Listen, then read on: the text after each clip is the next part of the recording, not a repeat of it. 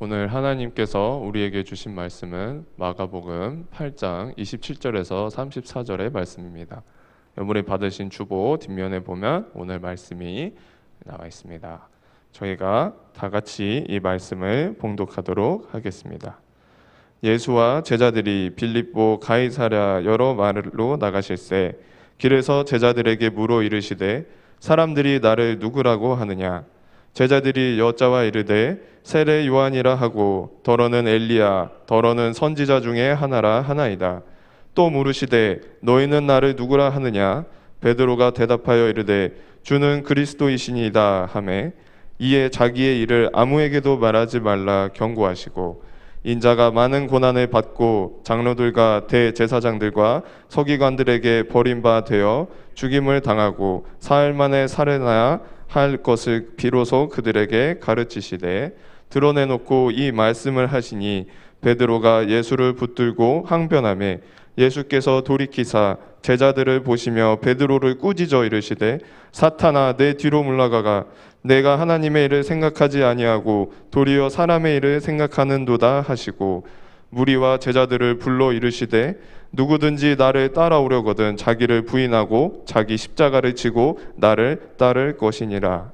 아멘. 이 시간 신장근 담임 목사님께서 100점과 0점 사이에서라는 제목으로 말씀 선포하시겠습니다.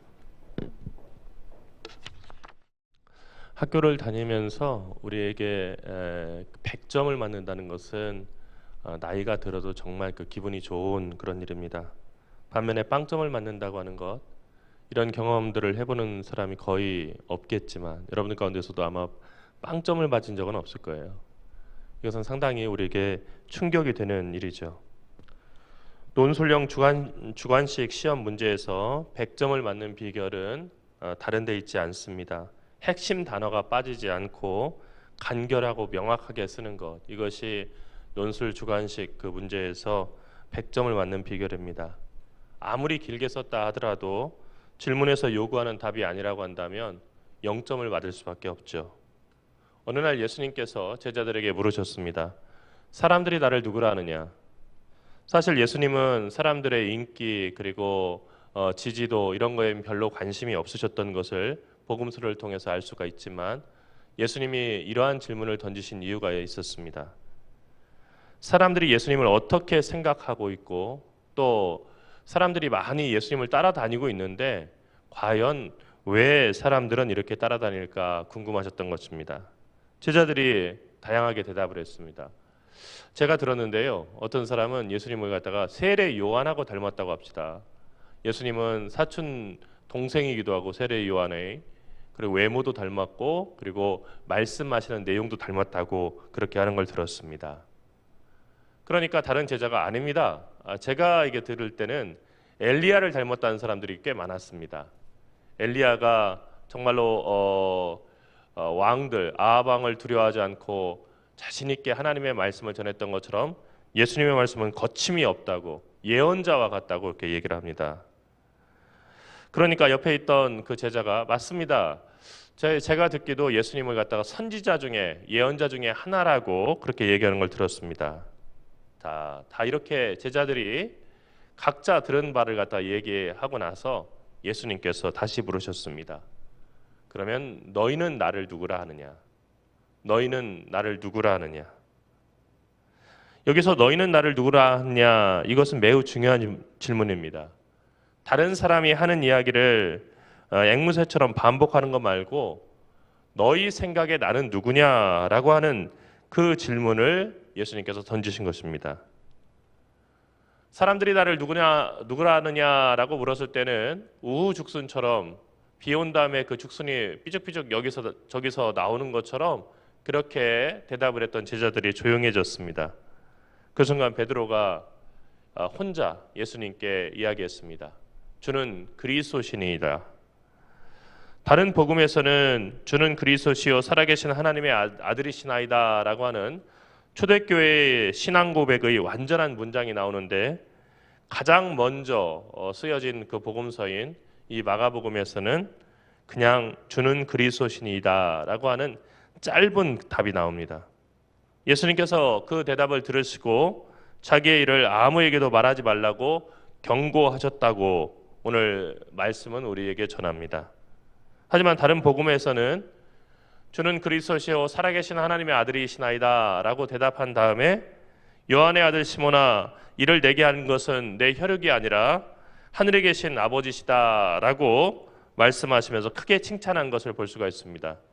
그러니까 그만큼 베드로의 답은 짧아도 핵심이 다 들어가 있는 100점짜리 정답이라는 것을 알 수가 있습니다.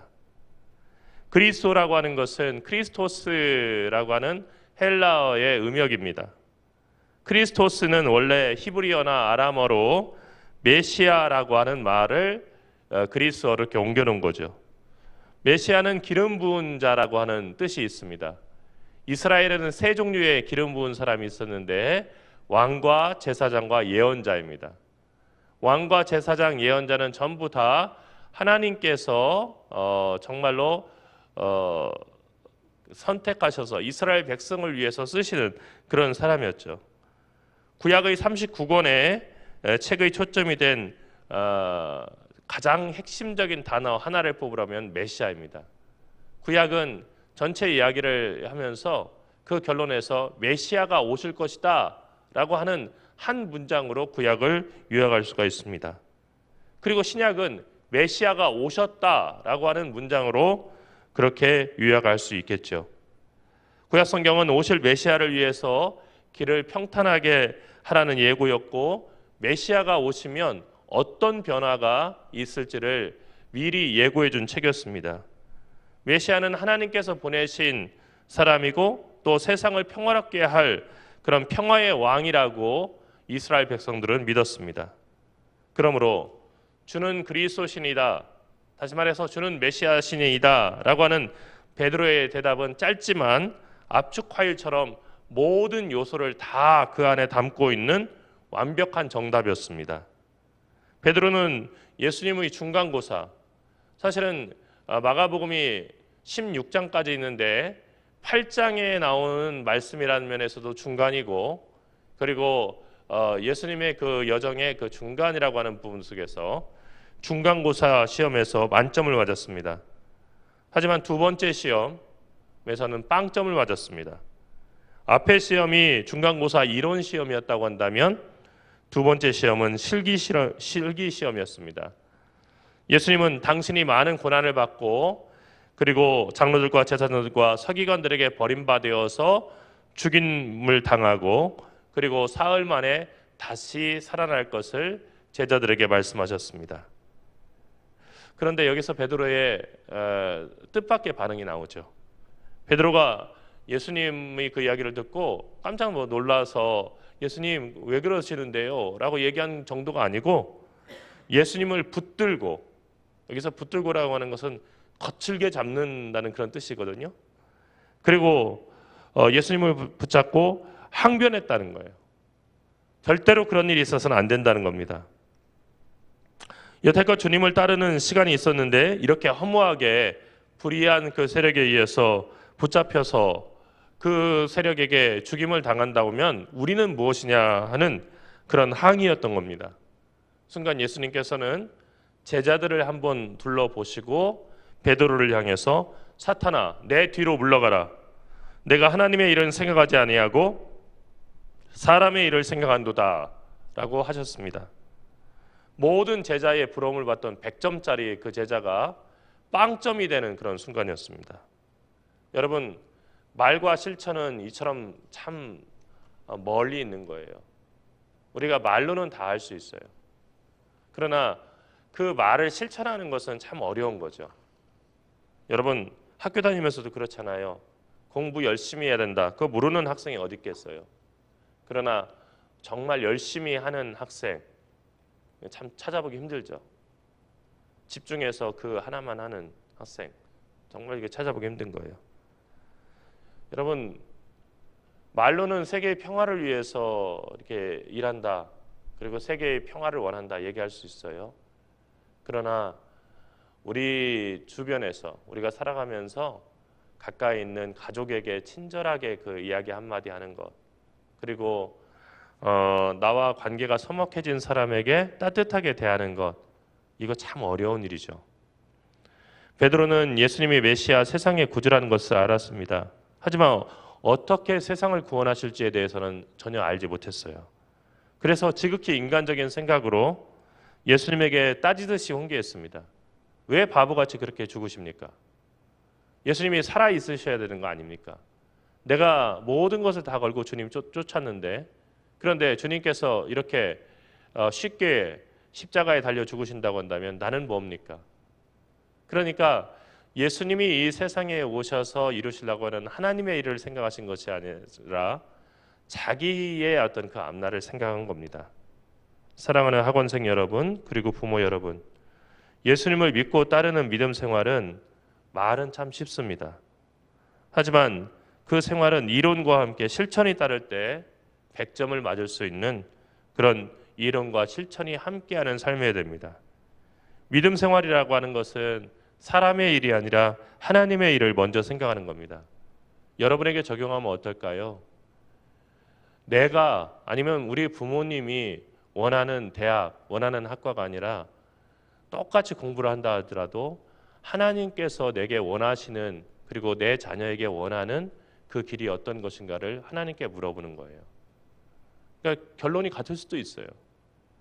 부모님이 의대 가기를 원했고 나도 의대를 가고 싶어 하는데 하나님도 정말 슈바이처 박사처럼 내가 의사가 돼서 하나님의 뜻대로 이렇게 사용되기를 원할 수도 있어요.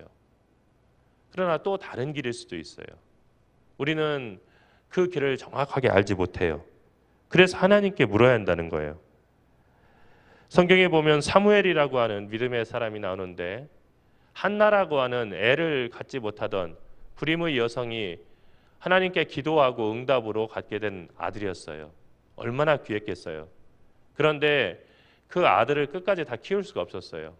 왜냐하면 이 한나가 하나님께 기도할 때 내게 아들을 주시면 당신께 다시 바치겠나이다 라고 약속했기 때문이에요. 그래서 그 사무엘이 젖을 떼자마자 그 아들을 갖다가 다시 하나님의 전에 가서 엘리 제사장에게 드렸어요. 엘리 제사장은 그 사무엘을 갖다가 어린 그 사무엘을 제사장으로 다시 키워냈죠. 여러분, 어떻게 보면은 내가 어렵게 받은 그 자녀니까, 그리고 기도해가지고 어렵게 가진 자녀니까 내 뜻대로 살 수 있잖아요.